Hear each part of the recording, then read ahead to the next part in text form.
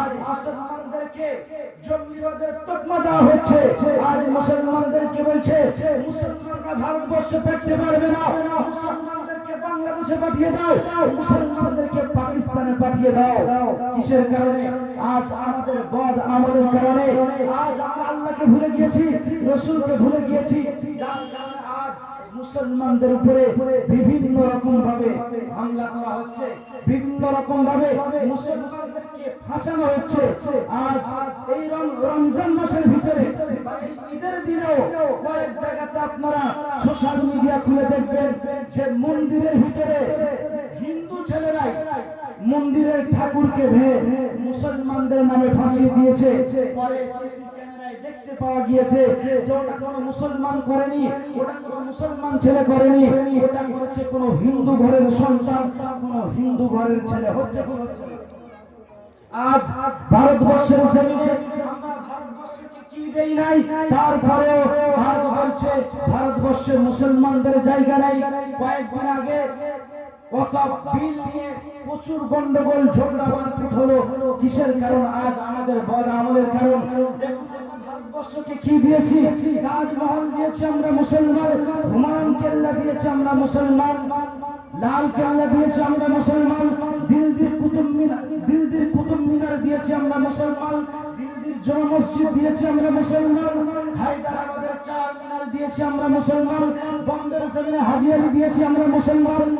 কলকাতার জমিনে তাকিয়ে দেখেন ওই 32 নম্বর জাতীয় সড়কের পাশে যে 14 নবান্ন বসে ওই মুখ্যমন্ত্রী বসার জায়গাটা, ওটাও মুসলমানদের ওয়াকফ সম্পত্তির উপরে আছে। কলকাতার নেতাজি ইন্ডোর স্টেডিয়াম, ওটাও মুসলমানদের ওয়াকফ সম্পত্তির উপরে আছে। কলকাতার যে এয়ারপোর্ট আমরা জানি, এয়ারপোর্টের 40% জায়গা এটাও মুসলমানদের ওয়াকফ সম্পত্তির উপরে আছে। আজও আপনারা দেখবেন যে কলকাতার এয়ারপোর্টের ভিতরে এক সাইডে একটা মসজিদ বানানো আছে, মুসলমানদের ওয়াকফ সম্পত্তি ওখানে আছে। আমরা জানি কলকাতার জমিনে, আর আপনি মুর্শিদাবাদের দিকে তাকিয়ে দেখেন, মুর্শিদাবাদের যে হাজারদুয়ারি, ওটা সম্পদ নয়, ওটা মুসলমানদের ওয়াকফ সম্পত্তি। মুসলমানরা ভারতের জন্য, দেশের জন্য কি দেয় নাই? মুসলমানদের নাম এখনো পর্যন্ত ইন্ডিয়া গেটে 50,000-এর বেশি মুসলমানদের নাম লেখা আছে, যারা এই দেশকে স্বাধীন করতে গিয়ে বাটায় পাকড়ি বেঁধে ইংরেজ সরকারের বিরুদ্ধে লেগেছিল, যাদের কারণে দেশ স্বাধীন হয়েছে। আজ সেই সব মুসলমানদেরকে জঙ্গি তকমা দেওয়া হচ্ছে, সেই সব মুসলমানদেরকে বলা হচ্ছে মুসলমানদের ভারতবর্ষে ঠাঁই নেই, মুসলমানদেরকে ভারতবর্ষ থেকে বার করে দাও। সে কারণ মুসলমান আসো, মসজিদের ভিতরে আসো, নামাজ পড়ো। যদি নামাজ পড়ি, আল্লাহর কাছে দোয়া চাই, অবশ্যই আল্লাহ তাআলা আমাদেরকে কোনো একটা কিছু ভালো ফয়সালা করবে। দেখো আজ মুসলমান আমরা ঘুমিয়ে আছি, আজ আমাদের ঘুম ভাঙেনি। ফিলিস্তিনের জমিনে আজ আমরা ঈদের দিনে ঈদের নতুন পোশাক পরছি, ঈদের জন্য বিভিন্ন রকম ড্রেস কিনছি। আজ মুসলমান ফিলিস্তিনের জমিনে ফিলিস্তিনের মা বোনদের উপরে অত্যাচার হচ্ছে, ফিলিস্তিনের মসজিদগুলোকে ভাঙা হচ্ছে, ফিলিস্তিনের মাদ্রাসাগুলোকে ভেঙে তছনছ করে দেওয়া হচ্ছে, ফিলিস্তিনের মা বোনদের ঈদকে পুরো হারাম করে দিয়েছে। আজ মুসলমান, তোমার ভিতরে চেতনা জাগে না? তোমার ভিতরে ব্যথা লাগে না যে তারাও তো মুসলমান, তারা তো আমাদের ভাই, তাদেরকে যদি হাত দিয়ে সাহায্য না করতে পারি, মসজিদে গিয়ে 2 রাকাত নামাজ পড়ে আল্লাহর কাছে তো কেঁদে দোয়া করতে পারি, আল্লাহ হয়তো হাত দিয়ে সাহায্য করতে পারিনি, বিভিন্ন রকম যেমন ভাবে সাহায্য করার দরকার ছিল করতে পারিনি, কিন্তু আল্লাহ তুমি তো বলেছো আমার বান্দা যখন আমার কাছে সিজদায় পড়ে কাঁদবে, আমি আল্লাহ তাআলা আমার বান্দার নিকটবর্তী হয়ে যাই। আর আমি আল্লাহ আমার বান্দা যে দোয়া করে, আমি আল্লাহ আমার বান্দার দোয়াকে কবুল করে নিই। পৃথিবীর জমিনে আপনি যদি 2 রাকাত নামাজ পড়ে মসজিদে গিয়ে কাঁদেন, তো ইনশাআল্লাহ আশা করা যায় যে আল্লাহ তাআলা আপনার দোয়াকে কবুল করবে। আজ হতভাগা মুসলমান, আজ আমরা মসজিদে গিয়ে নিজে তো নামাজ পড়ি না, আর আমার ভাইদের জন্য দোয়া করি না।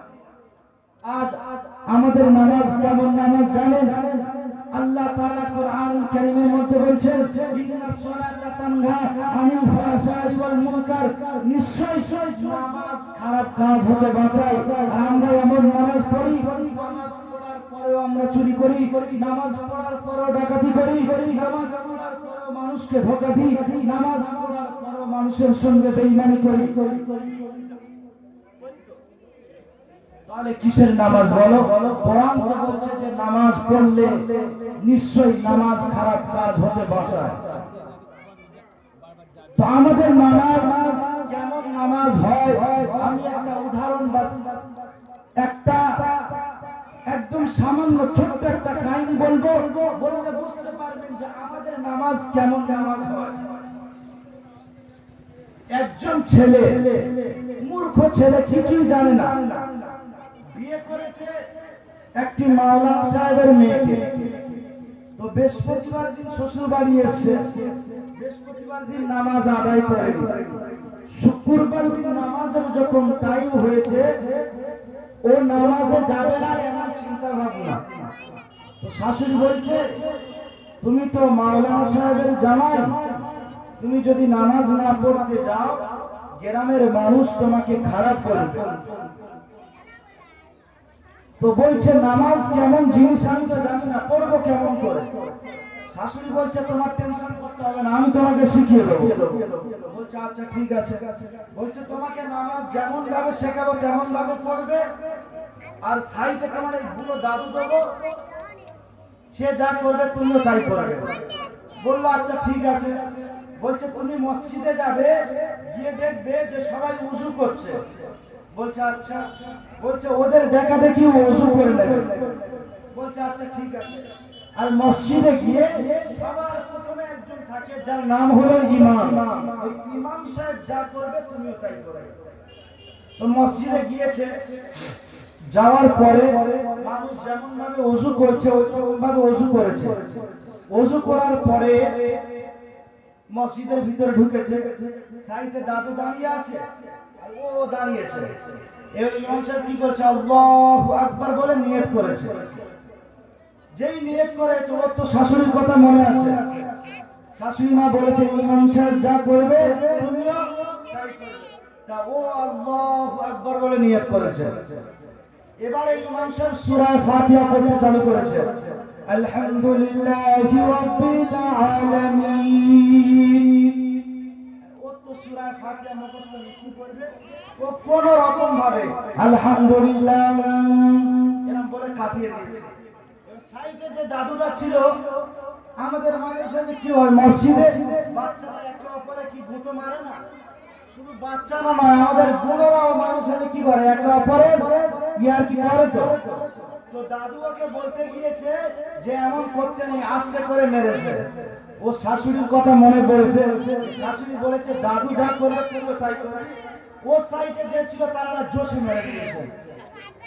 যেই জোশে মেরে দিয়েছে সেও বুড়ো মানুষ ছিল, বাবারে মারে করে শুয়ে পড়েছে।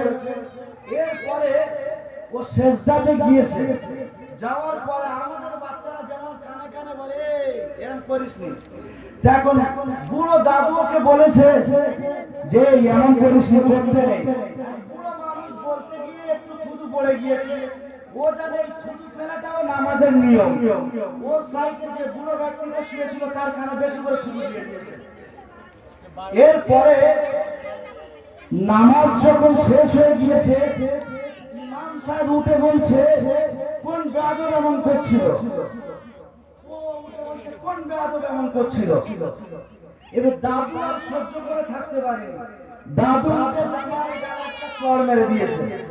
যেই চড় মেরেছে ও জানে যে এদের মধ্যে সব থেকে উত্তম ব্যক্তি সেই সামনে বসে আছে, কে বলতো, ইমাম সাহেব। ও এখন সাইড করে গিয়ে ইমামের গালে একটা চড় মেরে দিয়েছে। যেই ইমামের গালে মেরেছে গ্রামের মানুষ ক্ষিপ্ত হয়ে গিয়েছে। তো যাই হোক, আমার বলার উদ্দেশ্য হাসি নয়, আমাদের নামাজ এমন নামাজ যে আমাদের গায়ে যদি একটা মশা বসে এমন জোশে ওই মশাটা এমন কায়দায় মারে যে পুরো মসজিদের মানুষ সবাই শুনতে পায়, পায় না। আর হযরত আলী রাদিয়াল্লাহু তাআলা আনহু নামাজের ভিতরে আছে, সাহাবারা তীর টেনে বার করে নিচ্ছে, তাও কোনো সাড়া নেই। ছিল ঘটনারা, ঘটনা সবাই শুনেছেন, তাই ঘটনার দিকে যাচ্ছি না, সময় সংক্ষেপ। শুনেছেন তো যে হযরত আলী রাদিয়াল্লাহু তাআলা আনহু পায়ে থেকে তীর বার করা হয়েছিল। তাহলে তাদের নামাজ কেমন নামাজ ছিল, আমাদের নামাজ কেমন নামাজ? ঈদের দিনে সারা বছর মসজিদে যায় না, ঈদের দিনে নামাজ পড়তে গিয়ে ইমাম সাহেব আল্লাহু আকবার বলে নিয়ত করেছে, দ্বিতীয় তাকবীরে কি হয়? প্রথম রাকাতে দ্বিতীয় তাকবীরে, প্রথম তাকবীরে হাত বাঁধা হয়, দ্বিতীয় তাকবীরে হাত তুলে আল্লাহু আকবার বলে ছেড়ে দেওয়া হয়। যেই আল্লাহু আকবার দ্বিতীয় তাকবীরে বলেছে, ওর মালটুকুটা চলে গিয়েছে কোথায়? উপরে আর নেই, রুকুতে চলে গিয়েছে। এবার তৃতীয় তাকবীর বলেও কি হাত ছেড়ে দেওয়া হয়। যেই তৃতীয় তাকবীর বলেছে, ও মনে মনে করতে বলে, ইমাম সাহেব পাগলা টাগলা হয়ে গেল নাকি? বলে সামি আল্লাহু লিমান হামিদার জায়গায় আল্লাহু আকবার বলতেছে। মাল উঠে চোখ পুরো গুলগুল্লার মতো হয়ে সবাই তো দাঁড়িয়ে আছে। সোশ্যাল মিডিয়ায় দেখবেন সারা বছর নামাজ পড়ে না, এই এবছর ঈদের দিনে ঈদের নামাজ পড়তে গিয়ে জুতো চুরি করে দুই দলের মধ্যে সংঘর্ষ হয়ে 7 জন আহত হয়েছে। কজন? 7 জন। এগুলো কারা? এগুলো কোনো কাওরার বাচ্চা না, হিন্দুর বাচ্চা, মুসলমান। এটা মুসলমানের চরিত্র, বুঝতে পেরেছেন? আল্লাহর হাবিব সাল্লাল্লাহু আলাইহি ওয়াসাল্লামের চরিত্র দেখেন। আল্লাহর হাবিব সাল্লাল্লাহু আলাইহি ওয়াসাল্লামের কাছে একজন মেহমান এসেছে রাতের বেলা। হুজুর সাল্লাল্লাহু আলাইহি ওয়াসাল্লামের বাড়িতে থেকেছে, খেয়েছে। আল্লাহর হাবিব সাল্লাল্লাহু আলাইহি ওয়াসাল্লাম বাড়িটা ভালো করে দেখিয়ে দিয়েছে, পেশাব পায়খানা দেখিয়ে দিয়েছে, পানি টানি সব কিছু দিয়েছে। এখন রাতের বেলা ওই ব্যক্তিটা বিছানাতে পেশাব পায়খানা ফেলে দিয়েছে, দিয়ে ফজর যখন হয়ে গিয়েছে, ও জানে যে মুহাম্মদ কি বলবে তার ঠিক নেই, তাই সব কিছু ছেড়ে দিয়ে পালিয়ে গিয়েছে। তো রাসূল সাল্লাল্লাহু আলাইহি ওয়াসাল্লাম সকাল যখন হয়েছে এসে দেখছে যে আমার মেহমান কোন মুসলমান ছিল না, বেধর্মী কেউ ছিল, যে সে বাড়িতে নেই, চলে গিয়েছে। আল্লাহর হাবিব সাল্লাল্লাহু আলাইহি ওয়াসাল্লাম আফসোস করছে, হায় রে, হয়তো রাতের বেলা কোনো অসুবিধা হয়েছে, আমার মেহমান কষ্ট পেয়েছে। তো আল্লাহর হাবিব সাল্লাল্লাহু আলাইহি ওয়াসাল্লাম নিজে হাতে ওই বিছানার চাদরগুলো যে বিছানা দিয়েছিল যাতে পেশাব পায়খানা করেছে, ওগুলো নিজে হাতে পরিষ্কার করছে। ওই ব্যক্তিটা নিজের যে তলোয়ার ছিল, ওই তলোয়ারটা ভুলে রেখে চলে গিয়েছিল। তো আবার তলোয়ারটা নেওয়ার জন্য এসেছে। আসার পরে আল্লাহর হাবিব সাল্লাল্লাহু আলাইহি ওয়াসাল্লাম বলছে, ভাই রাতের বেলা থাকায় কি আপনার কোনো অসুবিধা হয়েছে? বলছে, না, আমার কোনো অসুবিধা হয়নি। এটাই হলো আল্লাহর রাসূল সাল্লাল্লাহু আলাইহি ওয়াসাল্লামের আদর্শ। জোরে বলুন সুবহানাল্লাহ। আর আমরা যাচ্ছি পুরনো জুতো নিয়ে, নতুন জুতো নিয়ে চলে আসছে, হয় কি হয় না? ঈদের দিনে সারা মাস রোজা রেখে ঈদ কেমন পালন হচ্ছে, আপনার বারুইপুর শাসন বা এদিকে মেটিয়াপুর না গেলে বুঝতে পারবেন না। প্রত্যেকটা পাড়ায় পাড়ায় বিশাল বড় বড় এরকম স্টেজ করে রেখেছে। জলসান নয়, কিসের ড্যান্স হবে, ড্যান্স। সারা মাস রোজা রেখে চাঁদ রাতের দিন থেকে ড্যান্স হাঙ্গামা হবে প্রত্যেকটা পাড়াতে, প্রত্যেকটা পাড়াতে ভালোভাবে লাইটিং টাইটিং দিয়ে রেখেছে। মানে সারা মাস যে রোজা রেখেছিল, একদিনেই তা কি করবে, মানে পুরো বিরানিটাই এক ফোঁটা কেরাসিন ফেলে পুরো নষ্ট করে দেবে। এটাই হলো মুসলমানের চরিত্র, এটাই হলো মুসলমানের আদর্শ। আজ আমরা যদি আল্লাহর হাবিব সাল্লাল্লাহু আলাইহি ওয়াসাল্লামের আদর্শ মেনে চলতে পারতাম, তাহলে পৃথিবীর জমিনে আমাদেরকে এই হাল, এই অবস্থা আমাদের হতো না।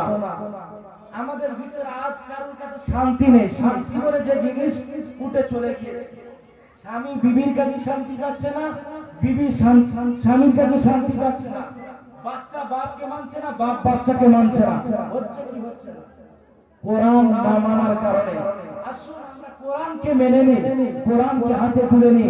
যদি কোরআনকে আমরা মেনে চলতে পারি, কোরআনকে যদি আমরা হাতে তুলে নিতে পারি, তাহলে শান্তি আমাদের বাড়ির ভিতরে বিরাজমান হবে, অবশ্যই শান্তি আমাদের ভিতরে আসবে। তো যে কথা বলছিলাম যে মরার পরে নামাজের হিসাব মানুষের সবার প্রথম হবে। আমি আপনি আজ পৃথিবীর জমিনে চুরি করছি, ডাকাতি করছি, আজ পৃথিবীর কেউ দেখতে পাচ্ছে না, কিন্তু আল্লাহ পাক আল্লাহ রাব্বুল আলামিন বলে, বান্দা আমার এমন ক্যামেরা ফিট করে দিয়েছি, ওই ক্যামেরা থেকে কোনো কিছুই বাদ যাবে না। আল্লাহ পাক আল্লাহ রাব্বুল আলামিন বলেন, ওয়া ইয়ালামু খানাতাল আইনি ওয়া মা তুখফিস সুদুর। কাফের কাজী বলে জলসে গিয়ে কোন মেয়েকে চোখ মেরেছো, কোনকে নাম্বার দিয়েছো, কোন ভাবির দিকে তাকিয়েছো, পৃথিবীর কেউ খবর রাখে না, পৃথিবীর কোন ক্যামেরায় ধরা পড়েনি, কিন্তু আমি আল্লাহ পাক আল্লাহ রাব্বুল আলামিন এমন ক্যামেরা তোমার সঙ্গে ফিট করে দিয়েছি, লাগিয়ে দিয়েছি, ওই ক্যামেরা কোনদিন ভুল উড়বে না। তোমার সঙ্গে আল্লাহ পাক আল্লাহ রাব্বুল আলামিন কিরামান কাতিবিন ফিট করে দিয়েছে, যতক্ষণ পর্যন্ত তোমার মওত না হবে, মরণ না হবে, ওই কিরামান কাতিবিন তোমার কাঁধের মধ্যে থাকবে। তুমি যে করে যেখানে যাও না করো, তুমি যদি সমুদ্রের গভীর তলায় গিয়ে গুনার কাজ করো, জিনার কাজ করো, কেউ দেখতে পাবে না। আল্লাহ পাক আল্লাহ রাব্বুল আলামিন বলে, বান্দা কেউ দেখতে না পেলেও আমি আল্লাহ পাক আল্লাহ রাব্বুল আলামিন আমার মেমরির মধ্যে রেকর্ড আছে। আমার বান্দাকে কবরের মধ্যে শোয়ানোর সাথে সাথে আমি আল্লাহ পাক আল্লাহ রাব্বুল আলামিন আজ পৃথিবীর জমিনে যেমন দেখতে পাচ্ছেন, টেলিভিশনের মধ্যে যে সুইচ মারলেই সঙ্গে সঙ্গে চলছে, ক্যাসেট ঢোকালেই সঙ্গে সঙ্গে ক্যাসেটের ভিতরে যা আছে চলছে। আল্লাহ পাক আল্লাহ রাব্বুল আলামিন বললেন, বান্দা আমি আল্লাহ পাক আল্লাহ রাব্বুল আলামিন এই কিরামান কাতিবিন তোমার কাঁধের মধ্যে দিয়ে দিয়েছি, 24 ঘন্টা তোমার সঙ্গে থাকবে। তুমি যখন একটি কাজ করবে আমার ফেরেশতা লিপিবদ্ধ করবে, আবার যখন তোমার কাজ করবে আমার ফেরেশতা লিপিবদ্ধ করবে। আল্লাহ পাক আল্লাহ রাব্বুল আলামিন বলেন, বান্দা পৃথিবীর জমিনে আমার বান্দা যখন নেকির কাজ করার উদ্দেশ্য করে, নিয়ত করে, আল্লাহ আমি অমুক জায়গায় যাব, অমুক দরবারে যাব, আমি অমুক সওয়াবের কাজ করব, এত টাকা দান করব, নিয়ত করলে আমার ফেরেশতা সঙ্গে সঙ্গে নেকির খাতায় লিপিবদ্ধ করতে থাকে। আর আমার বান্দা যখন গুনার কাজ করার ইরাদা করে, যতক্ষণ পর্যন্ত আমার বান্দা গুনার কাজ না করে আমার ফেরেশতা লিপিবদ্ধ করে না। আমার বান্দা গুনার কাজ করার পরে আমার বান্দা যখন গুনার কাজ করে ফেলে, ফেরেশতারা বলে, আল্লাহ তোমার অমুক বান্দা অমুক জলসায় গিয়ে অমুক মেয়ের সঙ্গে বসে গল্প করেছে, লিখবো নাকি? আল্লাহ পাক আল্লাহ রাব্বুল আলামিন বলে, বান্দা ফেরেশতা একটু দাঁড়াও, আমার বান্দা যদি তওবা করে ফিরে আসে আমি আল্লাহ পাক আল্লাহ রাব্বুল আলামিন আমার বান্দাকে আমি ক্ষমা করে দেব। জোরে বলুন সুবহানাল্লাহ।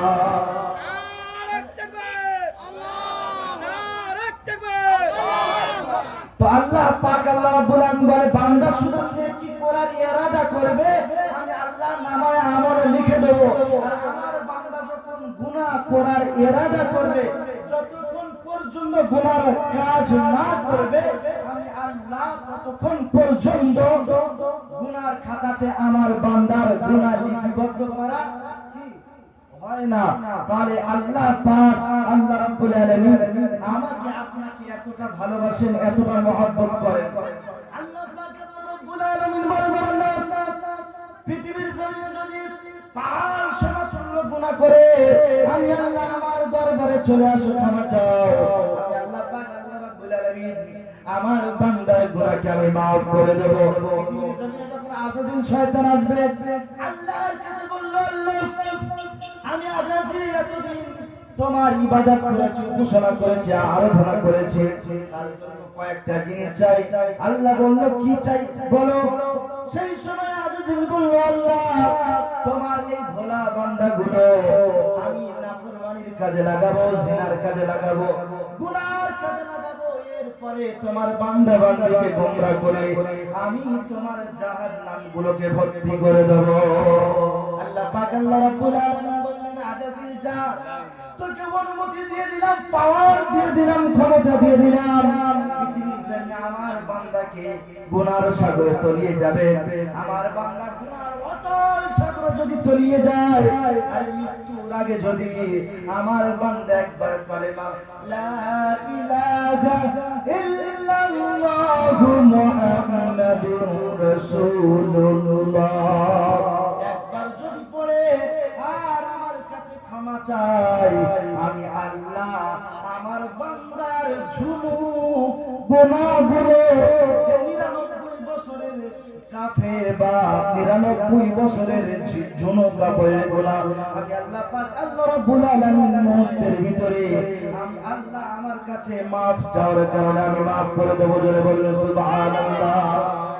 বনি ইসরাইলের মধ্যে একজন ব্যক্তি 99 জনকে হত্যা করেছে, 99 জনকে মারার পরে আবার রাস্তার মধ্যে বার হয়েছে।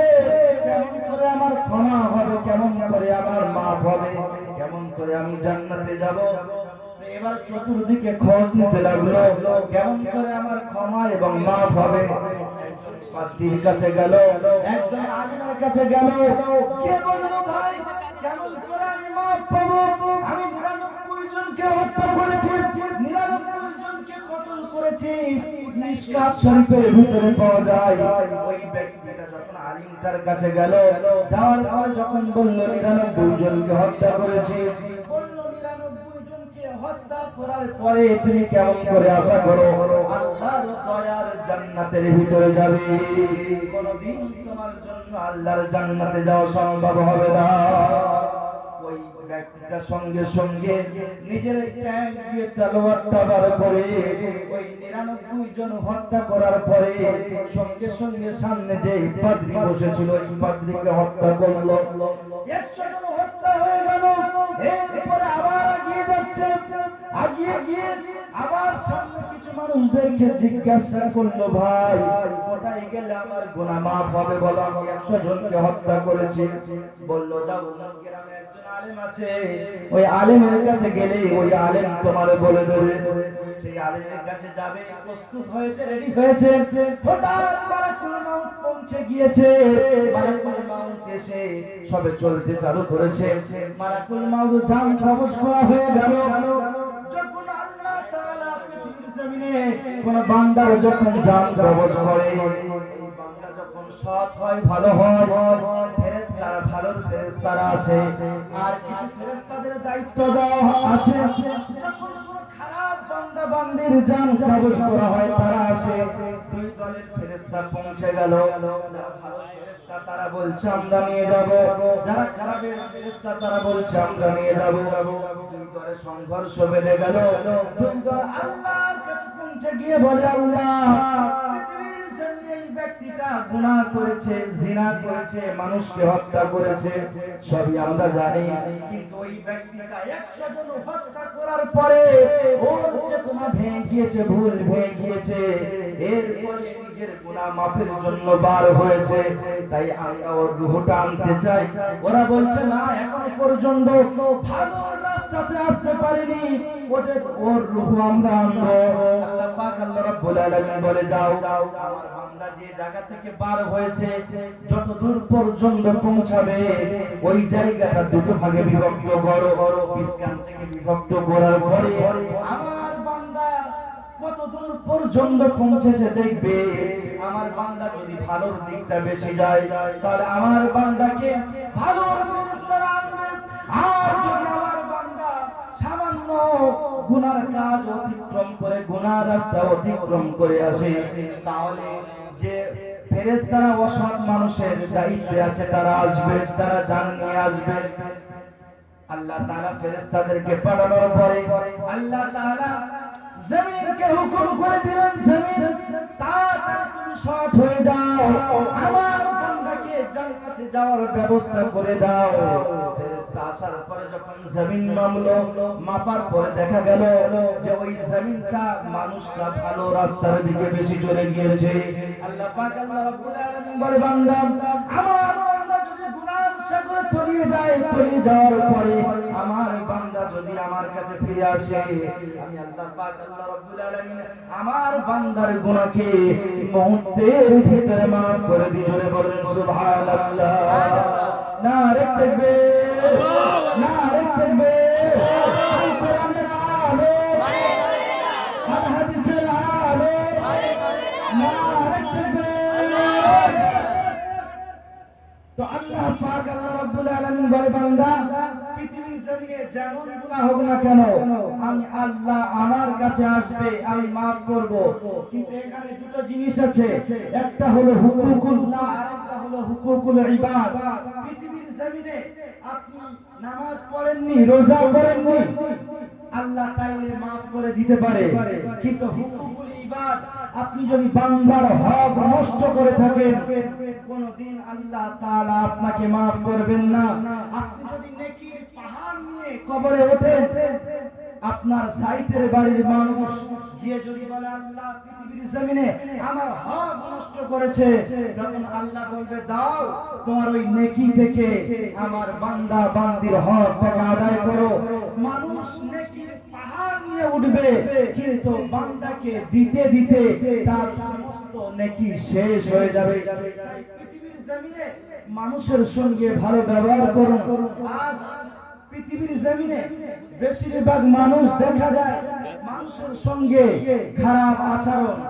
আজ কিছু মানুষ এমন আছে, নামের আগে হাজিরা গিয়েছে, হজ করছে, দেখবেন যে মানুষের জায়গা মেরে, মানুষের হক মেরে সেই টাকা দিয়ে হজে যাচ্ছে। হয় না, 20 কাঠা কিনে 21 কাঠা চাষ করে খাচ্ছে, ওর হজ কবুল হবে তো? কি মনে হয়? 20 কাঠা কিনে 21 কাঠা। পৃথিবীতে আল্লাহ একটু টাকার জোর দিয়েছে, টাকার ক্ষমতা দিয়েছে, গরিব মানুষের জায়গা জোর করে দখল করে খাচ্ছে। এমন মানুষ আছে না নেই? সমাজে আছে তো। আর এর চাপ বাড়ছে না বাড়েনি? প্রচন্ড বাড়ছে। বাড়ছে মানে বিশাল বাড়ছে। দুনিয়ার জমিনে আপনি অনেক কিছু করছেন, এই জায়গা জমি আপনার সঙ্গে যাবে না। বুখারী, মুসলিম, আবু দাউদ এবং মিশকাতের হাদিসের ভিতরে পাওয়া যায়, কেউ যদি মানুষের এক হাত জমিন যদি জোর করে দখল করে নেয়, কিয়ামতের দিন 7 তাবক জমিন তার গলার মধ্যে ঝুলিয়ে দেওয়া হবে। আজ যে জমিনটা কেড়ে নিচ্ছ, আজ যে জায়গা কেড়ে নিচ্ছ, কার জন্য করছো? যে সন্তানের জন্য করছো, আপনি মারা যাওয়ার পরে ওই সন্তান কিন্তু আপনার কবরে গিয়ে আপনার সওয়ালের জবাব দেবে না? দেবে কি? মারা যাওয়ার পরে বাপের খাটুয়া সামনে আছে, সন্তান কেঁদে কেঁদে বলছে আমার আব্বা যার যে বাঁশ দিয়ে গিয়েছে মাফ করে দেবেন। বলে কি বলে না? হ্যাঁ, দেখা যাচ্ছে যে ওর বাপ জোর করে, কলমের শক্তি ছিল, টাকার বল ছিল, ভাইয়ের ক্ষমতা, মানে ভাইয়ের জায়গা জমি, চাচার জায়গা জমি, ফ্যামিলির জায়গা জমি নিজের নামে করে নিয়েছে। নিয়েছে কি না? এরকম প্রচুর আছে। আগে তো জায়গা জমি লিখতে গেলে সাথে যেতে হতো না, কেউ গেলে কোন রকম ভাবে কাজ চলে যেত। যেত কি যেত না? ভাইকে বলেছে 10 কাঠা নিবি, পুরো 1 বিঘে নিজের নামে লিখে নিয়ে চলে আসছে। হয়েছে কি হয় না? তাহলে কবরে গেলে কি করে আপনি হিসাব দেবেন? আর কি করে আপনার নামাজ রোজা কবুল হবে? আজ প্রত্যেকটা বাড়িতে সুদের কারবার, সুদের ব্যবসা ভরে গিয়েছে। বিভিন্ন রকম ভাবে সুদ খাচ্ছে। দেখুন আল্লাহ পাক আল্লাহ রাব্বুল আলামিন কুরআনুল কারীমের মধ্যে বললেন, ওয়ালাকাদ যারানা লিজাহান্নামা কাসীরাম মিনাল জিন্নি ওয়াল ইনস লাহুম কুলুবুন লা ইয়াফকাহুনা বিহা ওয়া লাহুম আ'য়ুনুন লা ইউবসিরুনা বিহা ওয়া লাহুম আযানুন লা ইয়াসমাউনা বিহা উলাইকা কাল আনআম। পৃথিবীর জমিনে এমন কিছু মানুষ আছে যারা চতুষ্পদ জন্তুর ন্যায়, যারা কোরআন হাদিসের কথা শোনে না, ভালো জিনিস দেখতে পায় না, ভালো জিনিস শুনতে পায় পায় না। আমি আল্লাহ তাআলা বললাম ওরা আমার জাহান্নামে যাবে, জাহান্নামে যাবে, জাহান্নামে যাবে। আজ আল্লাহ তাআলা আমাকে আপনাকে ক্ষমতা দিয়েছে, পয়সা দিয়েছে, তাই গ্রামের মানুষ আমার আপনার কাছে বিচার করতে আসে।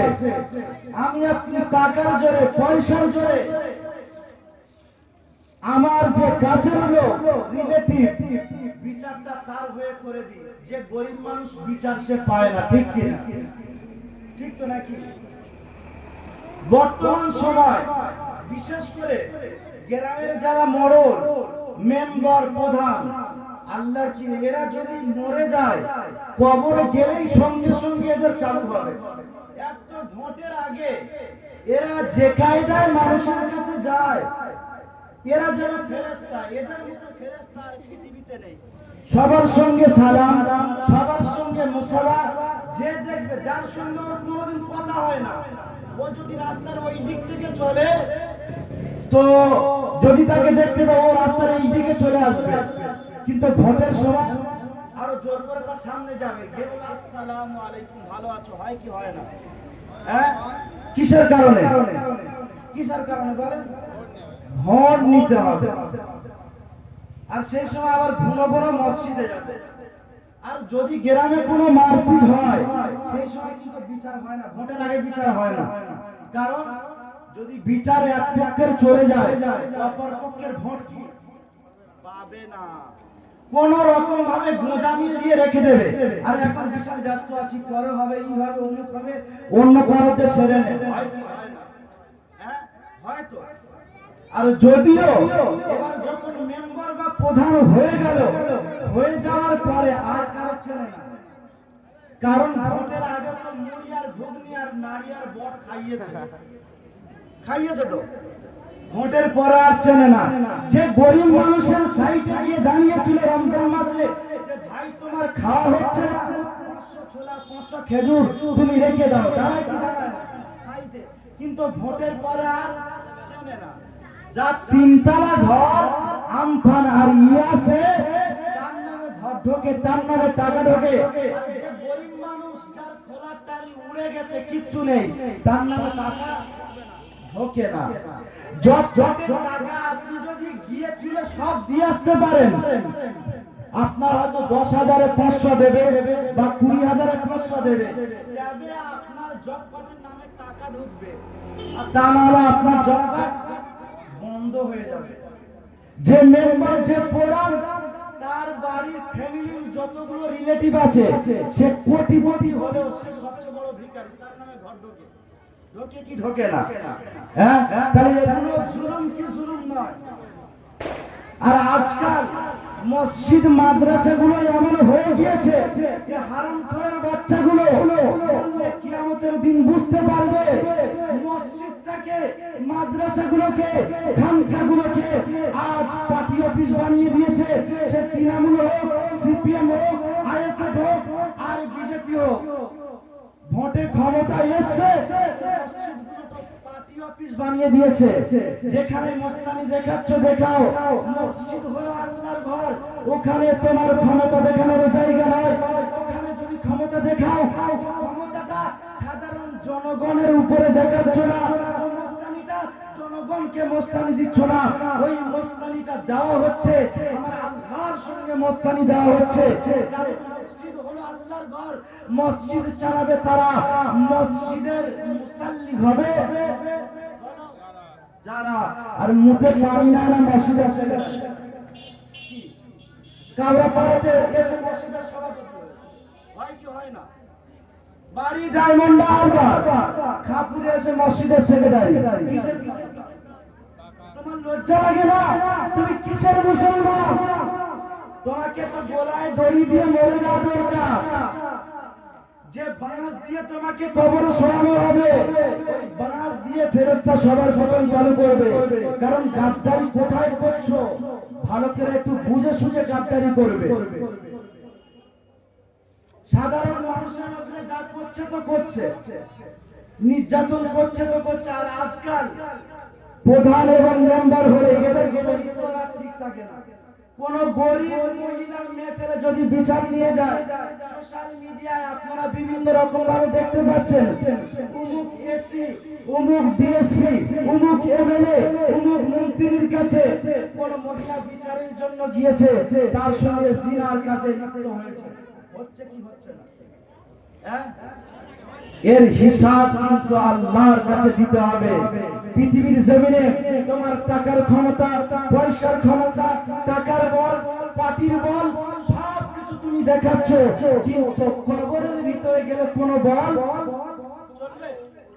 ওখানে কোনো বল চলবে না।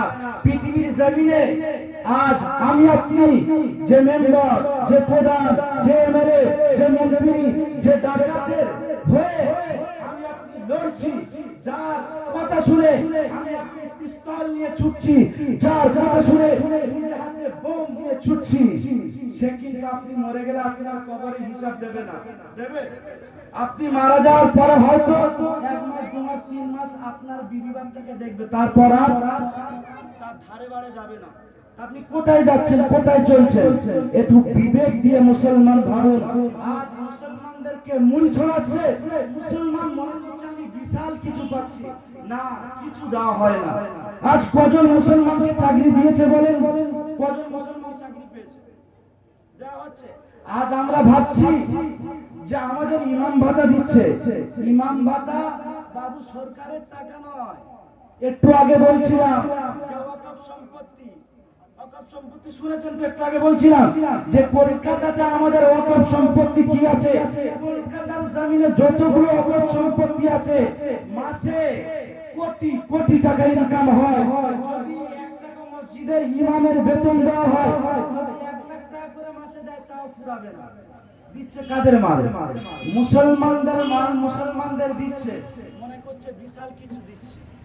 আপনি কি একবার ভেবে দেখেছেন আপনার গ্রামে 100 ঘর আছে, 100 ঘরের ভিতরে যদি 10টা ছেলে শিক্ষিত হয়, তো কটা ছেলে চাকরি দিয়েছে? এখন এমএ পাস বিএ পাস ছেলেরা অটো চালাচ্ছে, টোটো চালাচ্ছে, চালাচ্ছে কি চালাচ্ছে না? আচ্ছা, এগুলো বাস্তব বলছি না অবাস্তব বলছি? একটু আওয়াজ করেন। কি রাগ হচ্ছে নাকি? সত্য কথা বললে কিন্তু একটু লাগবে। সবার কিন্তু সত্য কথা সহ্য হয় না। আল হাক্কু মুররুন, আল্লাহর হাবিব বললেন সত্য সব সময়ের জন্য পেতে হয়, সব মানুষের পছন্দ হয় না। তো যাই হোক, মুসলমান একটু বিবেক দিয়ে ভাবুন, আবেগ দিয়ে নয়। আবেগ দিয়ে বহু কিছু হয়, কিন্তু যদি বিবেক দিয়ে চিন্তা ভাবনা করি, তাহলে আমরা অনেক কিছু পাবো, অনেক কিছু পাওয়ার আছে।